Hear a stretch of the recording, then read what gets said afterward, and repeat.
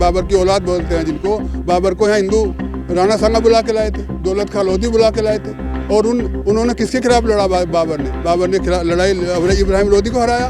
तो वो हिंदू मुसलमान की लड़ाई कहाँ थी? वो तो राजाओं की लड़ाई थी। सबसे पहले सुनते हैं कि बौद्ध विहार थे, उनको तोड़ के फिर मंदिर बनाए गए, फिर उनको तोड़ के मस्जिदें बनाई गई। अब मस्जिदें तोड़ के जो ये सिलसिला चलता रहेगा तो ये लोकतंत्र में इसको अनुमति नहीं दी जानी चाहिए, क्योंकि वो समय बीत गया आदमी।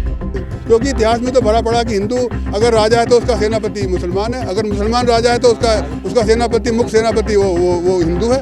तो यहाँ तो बहुत सारे ऐसे कहानियाँ हैं कि हमारे यहाँ एक कानून है 1991 का, सुप्रीम कोर्ट का, संसद का बनाया हुआ कानून है, जिसमें उसने ये कहा है कि 15 अगस्त 1947 को हमारे देश में हिंदू और मुस्लिम जो धार्मिक स्थल हैं उनकी जो स्थिति थी वो की वही रहनी चाहिए, उसको कोई नहीं बदल सकता। ये कानून है हमारा।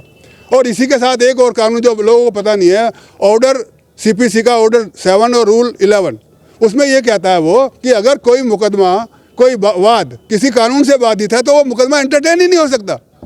तो इसमें तो इसमें जो मुकदमा हुआ वही गलत हुआ जिसने किया, और जिसने एंटरटेन किया वो सिविल जज भी दोषी है, जिम्मेदार है। उसने कानून को देख के नहीं वो काम करा।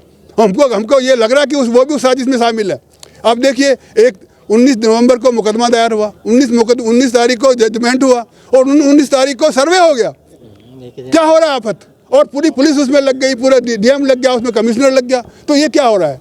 तो उसने तो उनको जो पक्ष है, जो मस्जिद पक्ष है, उसको मौका ही नहीं दिया।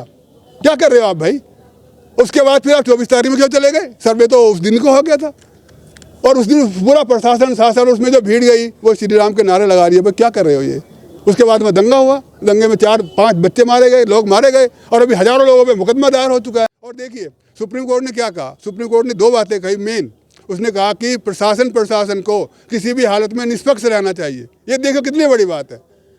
वो देख रहा है कि हमारा शासन प्रशासन निष्पक्ष नहीं है। उसने जो घटना हुई संभल में, उसमें उसने देख लिया कि किस तरह से वहाँ पे हिंदू मुसलमान के झगड़े कराए गए, किस तरह से लोगों को पुलिस मार रही है, उसमें वो उसको गोली मार रही है। क्या है ये? किसको मार रही है गोली? फिर वहाँ श्री राम के नारे क्यों लग रहे हैं? तो साथियों में और आपको हम बताना चाहते हैं, जब हमारा देश की जो संस्कृति है वो हजारों साल पुरानी है, 5000 साल का हमारा इतिहास है। ये आर्यावर्त था, ये बहुत दूर तक सारा अफ़गानिस्तान, श्रीलंका, नेपाल, ये सब देश हमारे तो थे, पाकिस्तान, बांग्लादेश। तो जब परिस्थितियाँ घटती हैं तो देश बढ़ते हैं। और कभी मंदिर थे, फिर मुग़ल आए तो उन्होंने अपना, जिसका शासन होता है वो अपना काम करता ही है, तो मस्जिदें बनाई।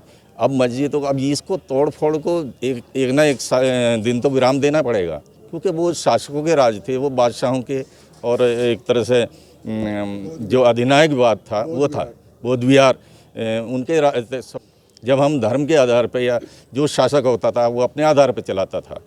अब तो चलेगा तो सबकी जो लोकतंत्र है, संविधान एक बना हुआ है हमारा, उसके हिसाब से चल। तो मेरे ख्याल से अभी कुछ भी खुदाई या कुछ भी सर्वे और कुछ भी हो, ये अशांति फैलाने वाला है समाज में। इससे कुछ समाज को मिल नहीं पाएगा। तो देश हित में ये बंद होना चाहिए, हमारी ये मांग है। देखिए, कल को हमसे हमारे साथी पूछेंगे तुम वकील हो, तुमने क्या किया? तो साथियों, इसमें मैंने एक लेटर लिखा 12 बजे चीफ जस्टिस को, और उसमें उनसे यही मांग की कि ये जो इस तरह से मुकदमा हुआ है, इस पर आप रोक लगाइए। जो हर एक मस्जिद के नीचे एक शिवलिंग निकल आया है, मंदिर निकल आया है, वो क्या है ये?